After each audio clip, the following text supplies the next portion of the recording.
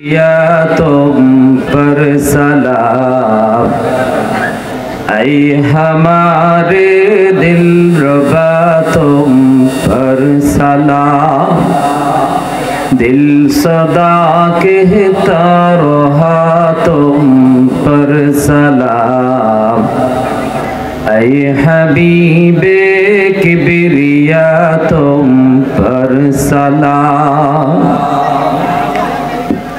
मस्जिदे अक़सा में जुमला अंबिया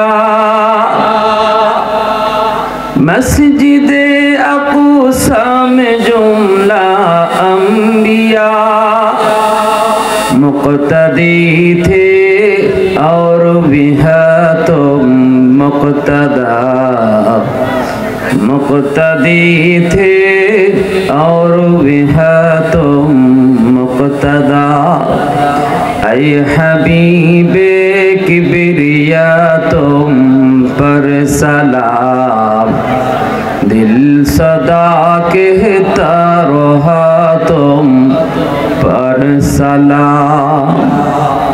मोहब्बतेर साथे जबान खुले अल्प समय जिकिर करी राजी आছি সবাই ইনশাআল্লাহ। যুবক ভাইরা বলো জিকিরে একটু আওয়াজ দেওয়া যাবে ইনশাআল্লাহ। লা ইলাহা ইল্লাল্লাহ জুড়ে লা ইলাহা ইল্লাল্লাহ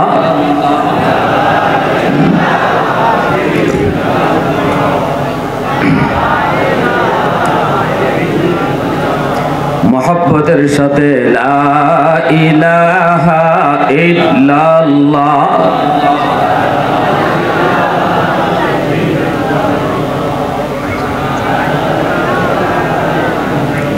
ये जिक्र खुदा दिल में सदा रखने दिया कर ये जिक्र खुदा दिल में सदा रखने दिया कर और नक्शे खुदा दिल में जमा रखने दिया कर क्या जाने हक इस्लाम है कोई फضل इलाही हर वक्त दौरे कल्ब खला रखने दिया कर मुर्शिद की नजर ग़ज़्ज़ बसर से न होती है क्या खुश नजरी खुश नजरी खुश नजरी है क्या खुश नजरी खुश नजरी खुश नजरी है दिल तूर के दिल जोर दिया सबका खुदा से क्या दिल शिकानी दिल शिकानी दिल शिकानी है क्या दिल शिकानी दिल शिकानी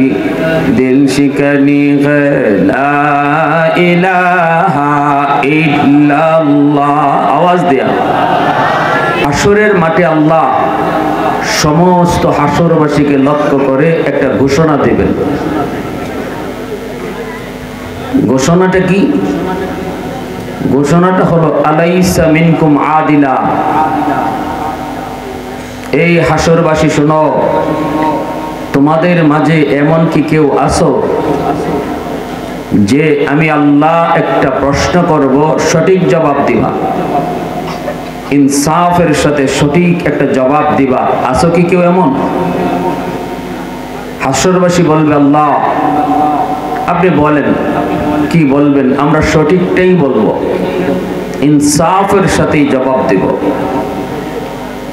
তখন আল্লাহ বলবেন তাহলে বলো দুনিয়ার জমিনে যারা আমি আল্লাহ ছাড়া অন্য কারো গোলামি করছে তারা আজ কার সাথে থাকবে হাসরবাসী বলবে মালিক ইনসাফের জবাব হলো যে যার গোলামি করছে সে তার সাথেই থাকবে আল্লাহ তখন বলবেন সঠিক জবাব দিয়েছো অতএব আমি আল্লাহ ছাড়া অন্য যতজনের গোলামি যে যেভাবে করছো তোমরা তোমাদের মাবুদের সাথে জাহান্নামে যাও মূর্তি পূজারীরা অগ্নি পূজারীরা গাছের পূজারীরা নফসের পূজারীরা শয়তানের পূজারীরা যার যার মাবুদের সাথে জাহান্নামে চলে যাবে একদল মানুষ দাঁড়িয়ে থাকবে আল্লাহ তাদেরকে জিজ্ঞেস করবেন, তোমরা দাঁড়িয়ে আছো কেন? তোমরা কারো না কারোর সাথে যাও। মানুষগুলি বলবে, মালিক, আমরাও তো দুনিয়াতে একজনের গোলামি করেছি, দুনিয়ার জমিনে আমরাও একজনের গোলামি করেছি, তার কদমে সাজদা দিয়েছি। আজ যদি আমরা তাকে না পাই, যাবো কার সাথে? আল্লাহ পাক তখন বলবেন, তোমরা তোমাদের মাবুদকে দেখলে চিনবানি? তারা বলবে, মালিক, আমরা দেখলে তাকে চিনব। আল্লাহ বলবেন, দুনিয়াতে কখনো তাকে দেখছো কি? বলবে, না মালিক, আমরা আমাদের মাবুদকে কখনো দেখি নাই। আল্লাহ বলবেন, যদি দেখোই নাই, তাহলে তারে দেখলে কেমন করে চিনবা? মানুষগুলি বলবে, মালিক, যদিও আমরা তারে দেখি নাই, কিন্তু আমরা তার কিছু সিফত জানি, তার কিছু গুণাবলী জানি, তার কিছু বৈশিষ্ট্য জানি। এই গুণগুলি দেখলে পরে আমরা তারে চিনে ফেলবো। সুবহানাল্লাহ। এবার আল্লাহ বলবেন, তাহলে বলো, একটু শোনাও তো দেখি তার গুণাবলী কি কি, কি তার সিফত, কি তার গুণ তোমরা জানো। মানুষগুলি তখন বলবে, আমাদের মাবুদের গুণাগুণ হলো, কুল হুয়াল্লাহু আহাদ, আল্লাহুস সামাদ, লাম ইয়ালিদ ওয়া লাম ইউলাদ ওয়া লাম ইয়াকুল লাহু কুফুয়ান আহাদ। আমাদের মালিক যিনি, তিনি এমন একজন সত্তা, যিনি একক, যিনি সমাদ, যার কাছে সবাই চায় কিন্তু তিনি কারো কাছে চান না। আল্লাহু আকবার। সমাদ আল্লাহ পাকের একটা নাম, সিফাতে নাম, গুণবাচক নাম। এই নামটা পবিত্র কোরআনুল কারীমের ভিতরে শুধু এক জায়গায় আসছে। আল্লাহ পাকের সিফাতি নাম সমাদ শুধু এক জায়গায় এসেছে রে যুবক। ওই নামটা, ওই জায়গাটা হলো কোরআনের 30 নম্বর পারার একখান ছোট্ট সূরা, সূরাতুল ইখলাস। কুল হুয়াল্লাহু আহাদ, আল্লাহুস সামাদ। কুল হুয়াল্লাহ সূরার ভিতরে আল্লাহ পাকের ওই সামাদ নাম শুধু একবার কোরআনের ভিতরে এসেছে। এই নামটা অনেক বড়, এই নামটার অর্থ অনেক বিশাল। এক কথায় এই নামের বাংলা অনুবাদ আজও পর্যন্ত কোনো ব্যাকরণে আসে নাই, কোনো অভিধানে আজও পর্যন্ত আবিষ্কার হয় নাই। সমাদ শব্দের একক কোনো বাংলা অর্থ আজও পর্যন্ত কোনো অভিধানে আনতে পারে নাই। আল্লাহু আকবার। জোরে বলো। ব্যাখ্যা করে বুঝাইতে হয়, ব্যাখ্যা করে বুঝাইতে হয়।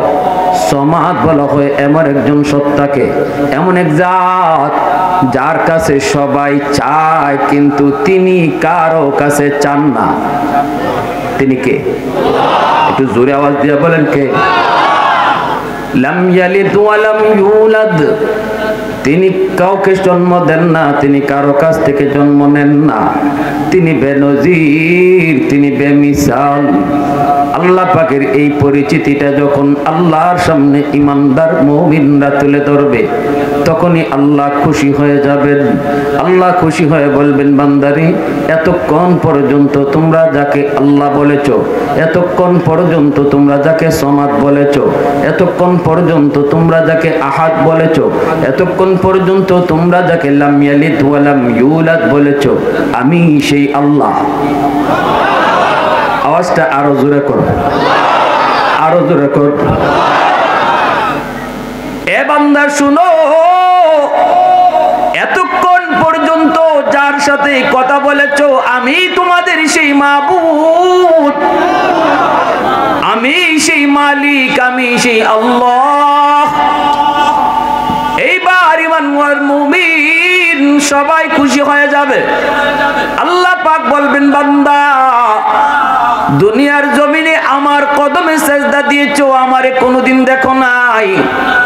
আজ হাসরের মাঠে আমারে দেখে দেখে সেজদা দেওয়ার ইচ্ছা হয়নি।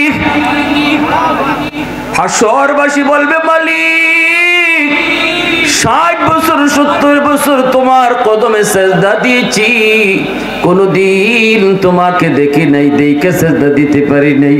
শুধুমাত্র হাসরের মাঠে তোমার কদম দেখে সেজদা দিব, এই আশায় না দেখা 60 বছর সেজদা দিছি। আজ আমাদের সেই আশার দিনটা পূরণ হওয়ার পথে। আল্লাহ তোমার কদম মোবারক একটু দেখাইবা নিগো, আমরা তোমার পা দেখা তোমার কদমে সেজদা দিব। প্রশংসা করব কার? একটু জোরে বলেন, আর একটু জোরে বলেন কার? वहदत की हिफाजत नहीं बेक़ुव्वत बाजू, वहदत की हिफाजत नहीं बेक़ुव्वत बाजू, आती नहीं कुछ काम हक ले खुदादार, आती नहीं कुछ काम हक ले खुदादार। ऐ मर्द खुदा तुझको क़ुव्वत नहीं हासिल, जा बैठ किसी गार में अल्लाह को कर याद, जा बैठ किसी गार में अल्लाह को कर याद। ये सच है कि बातिल की तरफदार नहीं हम, गद्दार न समझो गम गद्दार नहीं हाँ, फूलों की तो रहनुम मिजाज अपना है नज़र, हम तेरी नहीं नेज़ा व तलवार नहीं हाँ, हम तेरी नहीं नेज़ा व तलवार नहीं हाँ। मुसलमानेर आवाज़ এখন আল্লাহু আকবার, আর একটু জোরে আল্লাহু আকবার। যখনই তারা বলবে আল্লাহ তোমার কদম দেখা সেজদা দিব, আল্লাহ পাক তখনই তার কদম মোবারক তিনি 70,000 নূরের পর্দার ভিতর থেকে আল্লাহ তার পা মোবারক বের করে দিবেন। হাসরের ময়দানে মুমিন ঈমানওয়ালারা আল্লাহর পা মোবারক দেখা মাত্রই আর দেরি নেই আল্লাহর পায়ে সেজদায় পড়ে যাবে। আল্লাহর কদম দেখা সেজদার ভিতরে কত মজা কেমন স্বাদ, এটা ওই দিন ঈমানদার নামাজি বান্দারা বুঝবে। কিন্তু একদল মানুষ আল্লাহর পা দেখার পরও সেজদা দিতে চাইবে রে, কিন্তু পারবে না, পিঠ তাদের বাঁকা হয় না। চেষ্টা করবে আল্লাহর কদমে সেজদা দেওয়ার জন্য, কিন্তু না, পিঠ বাঁকা হয় না, কোমর বাঁকা হয় না।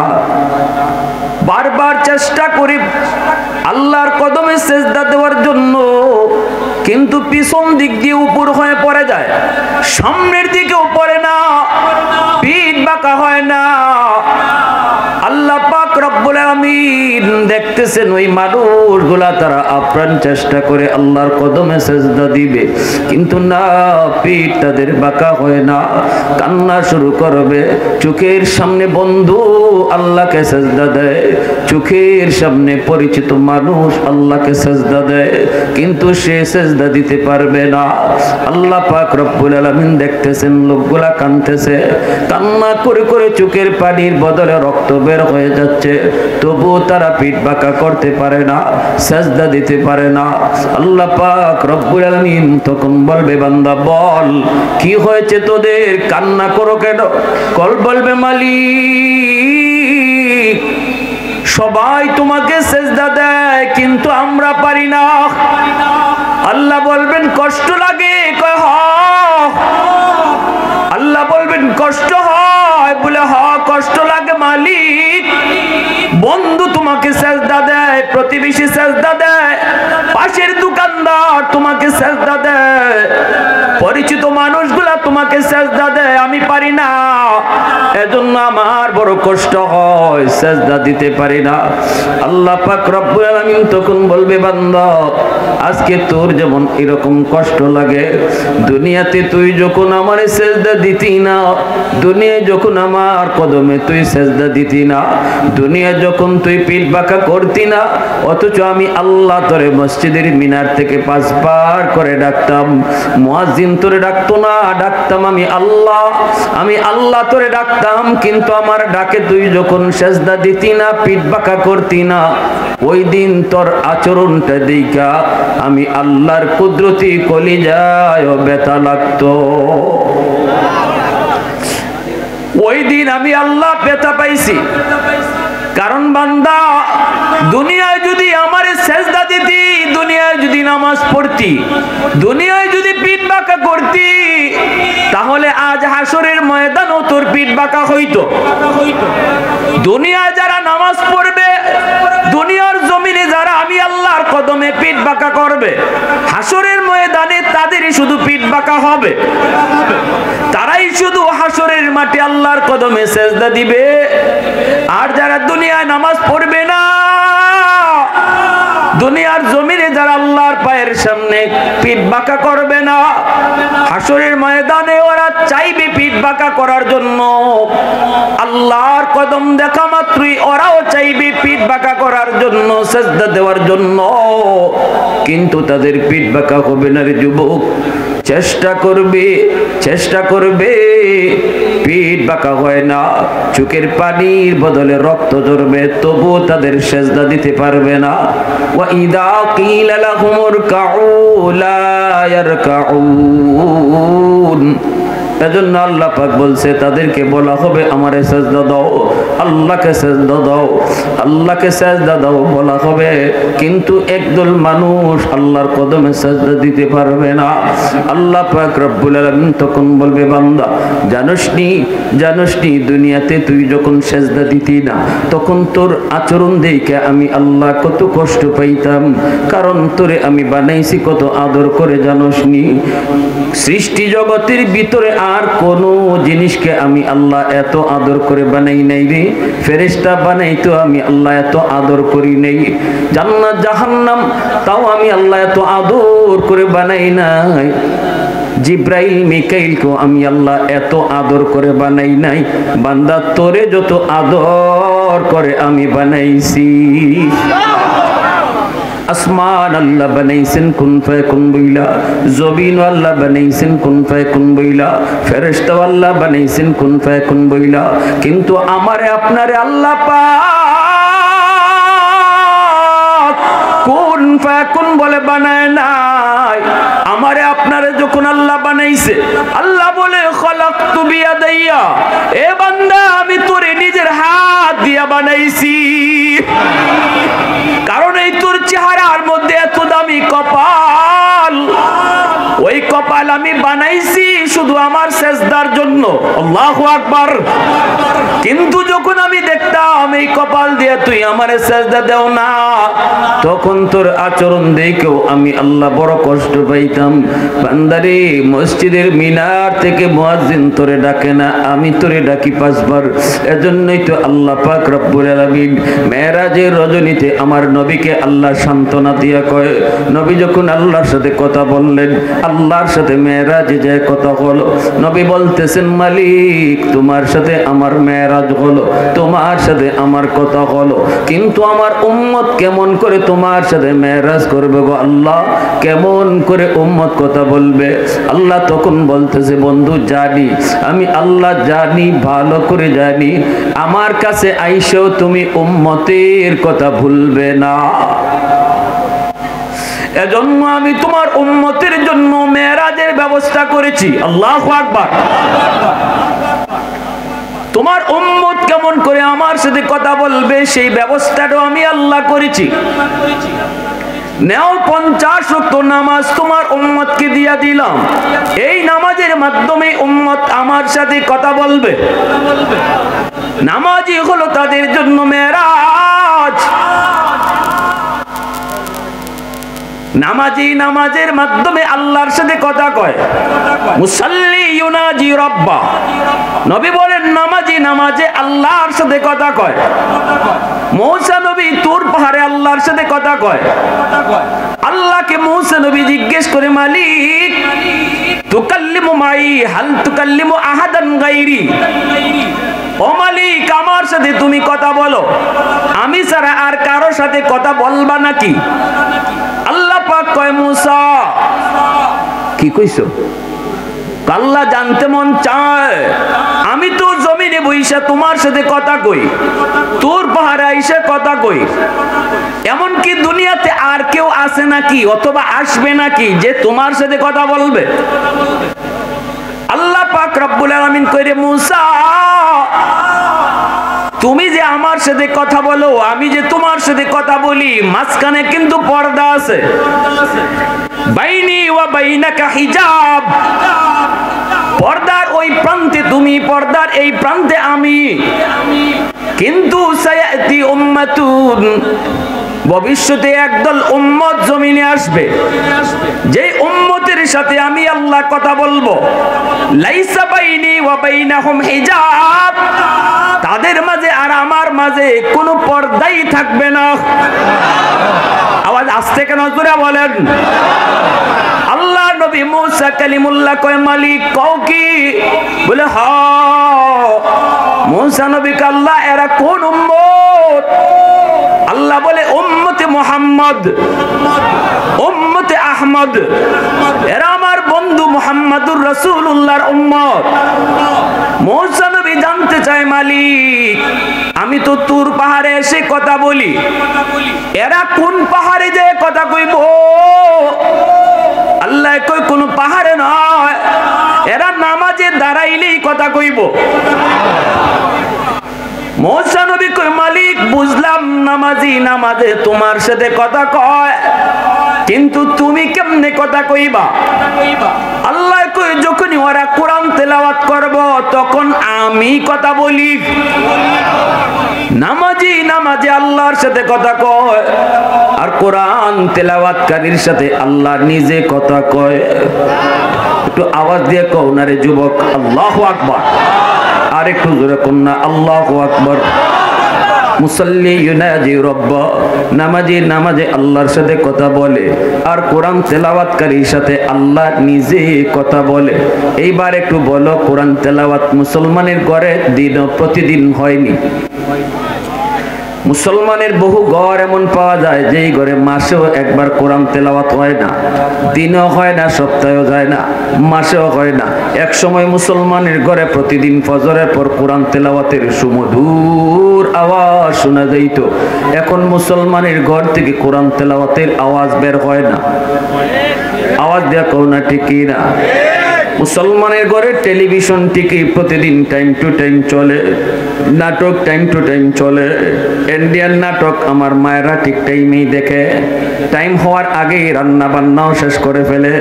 কিন্তু রুটিন আছে টেলিভিশন চালানোর, মুসলমানের ঘরে কিন্তু কোরআন তেলাওয়াতের কোনো রুটিন নাই। ঠিক কি না? রহমতের দরজা বন্ধ, গজবের দরজা খোলা রে যুবক। আজকে মুসলমানের ঘরে রহমতের দরজা বন্ধ হয়ে গেছে, গজবের দরজা খোলা। কোরআন তেলাওয়াত হয় না, রহমতের দরজা বন্ধ। গান বাজনা হয়, গজবের দরজা খোলা। এজন্য হুজুররা পানি পড়া দিল, পানি পড়ায় কাম হয় না। হুজুরদের তাবিজ পড়ায় দিল, তা হুজুরদের তাবিজ পড়ায় কাম হয় না। কিন্তু দোষ সব হুজুরদের গায়ে। হায় হায়, নাই নাই নাই রে নাই, আগের হুজুর নাই। কই কেন? কই এখনের হুজুরদের পানি পড়ায় কাম হয় না। হুজুর আগের হুজুর আর এখনের হুজুর, হুজুর একই। কোরআন পইরা দুনো হুজুররাই ফু দিত। আগের হুজুরদের ফু, কোরআন পইরা ফু দিত, কোরআন আপনার ঘরে যায় ঢুকতো। কারণ রহমতের দরজা ওই জমানায় মুসলমানের ঘরে খোলা ছিল, এই জমানায় মুসলমানের ঘরে রহমতের দরজা খোলা নাই। আর কোরআন রহমতের দরজা ছাড়া ঢুকে না। ঠিক না? দোষ সব হুজুরদের। হায় রে, হুজুর নাই, আর হুজুর নাই, আগের হুজুর আর নাই। আমাদের সিলেটের এক হুজুর ছিলেন নুরুদ্দিন ঘরপুরি রহমতুল্লাহ আলাইহি, বহুত বড় একজন হুজুর। শনি মঙ্গলবারে ইনি ফু দিতেন, মানুষজন এরকম বোতলে করে পানি নিয়ে যেত। তো আল্লাহর ওলি মাদ্রাসার বড় পুকুর আছে একটা, এই পুকুরের মধ্যে ফু দিয়া ইনি চলে যাইতেন। কথা বুঝেননি আপনারা? আমার একটু হু হা করেন। আমি তো একদম এই বঙ্গেই প্রথম আসি না, তার থাকি সিলেট। সিলেট থেকে এত লম্বা সফর করা সম্ভব হয় না। ঢাকাতে এখন নাই, ঢাকায় থাকি না, দেশে চলে গেছি। যেজন্য একটু যদি হু হা করেন তাহলে বুঝবো যে আমার কথাগুলো বুঝতেছেন। তো আল্লাহর ওলি এইভাবে মাদ্রাসার সামনে যে পুকুর, এত বড় পুকুর, ওই পুকুরে ফু দিয়া ইনি চলে যেতেন আর বলতেন পুকুর থেকে পানি নাও। মানুষজন বোতলে বড়ে বড়ে পুকুর থেকে পানি নিত, কাজ হয়ে যেত। ওটা ওই জমানার কথা, যেই জমানায় মুসলমানের ঘরে রুটিন মাফিক দিনে কোরআন তেলাওয়াত হইতো। মাগরিবের পরে, ফজরের পরে কোরআন তেলাওয়াত হইতো। রহমতের দরজা প্রতিটা ঘরে খোলা ছিল। অটো কোরআন যে রহমতের দরজা দিয়ে ঢুকতো। এক লোক লন্ডন থেকে আসছে, বলে হুজুর আমি তো আপনার কাছ থেকে একটা ফু নিতে আসছি, কিন্তু হুজুর এই পুকুর থেকে পানি নিয়ে আমার দিলের ভিতরে কেমন কেমন জানি লাগে। হুজুর আমাকে একটা ফু দেন আপনি। আমি এই যে কাচের জগে পানি নিয়ে আসছি, এই জগে একটা ফু দেন। আল্লাহর ওলি কয় কেন? পুকুরে তো ফু দিলামই। কয় হুজুর আমার কেমন কেমন জানি লাগে। আপনি পুকুরের এই পারে ফু দিলেন, এই পার থেকে ওই পারে ফুটা যায় কি করে? তো আল্লাহর ওলি বলতেছেন যে ঠিক আছে, তাহলে তুমি এই জগটা ভালো করে ধরো, আমি তোমার জগে খাস করে পানি ফু দিতেছি। তো উনি কাচের জগটা এইভাবে ধরছেন দুই হাত দিয়ে। আমার উস্তাদ যারা পাশে ছিলেন তারা নিজের চোখে দেখছেন। ইনি এইভাবে ধরছেন, আল্লাহর ওলি ইনি বলতেছে যে বাবা ভালো করে ধরো, ভালো করে ধরো। ইনি ভালো করে, হুজুর ধরছি তো, ভালো করে ধরছি। ইনি আল্লাহর কালাম পড়ে ফু দিছেন। ফু দেওয়ার সাথে সাথে ইনার কাচের জগ ঠাস ঠাস করে ভেঙে সব পানি মাটিতে পড়ে গেছে। আল্লাহর কালামের আসর আসেনি না নাই? আজকে যে কটা ছেলে আল্লাহর কালাম সিনায় নিল, ভালো করে ইয়াদ রাখবেন, যেই সিনার মধ্যে আল্লাহর কালাম থাকে এই সিনাকে জাহান্নামের আগুনও জ্বালাইতে পারে না। জাহান্নামের আগুন এই সিনাকে জ্বালাইতে পারে না। এ তো ওই সিনা যেই সিনা আল্লাহ নিজে চয়েস করেছেন। সুম্মা আওরাসনাল কিতাব আল্লাযী নাসতাফাইনা মিন ইবাদিনা। নবী যেমন আল্লাহর নির্বাচন, কে আলেম হবে কে হাফেজ হবে এটাও আল্লাহর নিজের হাতের নির্বাচন। চেষ্টা করলেই কেউ হাফেজ হতে পারবে না। শিল্পপতির পোলা হলেই হাফেজ হয় না, মন্ত্রীর পোলা হলেই হাফেজ হয় না। ক্ষমতা দিয়া, টাকা দিয়া হরিণের চোখ কিনা যায়, যে কোনো সার্টিফিকেট কিনা যায়, যে কোনো ডিগ্রি নিয়ে আসা যায়, কিন্তু টাকা দিয়া, ক্ষমতা দিয়া সন্তানের সিনায় কোরআন ঢুকানো যায় না। আওয়াজ আসছে কেন জোরে বলেন? পারা যায় না। এটা আল্লাহর একান্তই নির্বাচন। সুম্মা আওরাসনাল কিতাব আল্লাযী নাসতাফাইনা মিন ইবাদিনা। প্যারে হাজিরিন,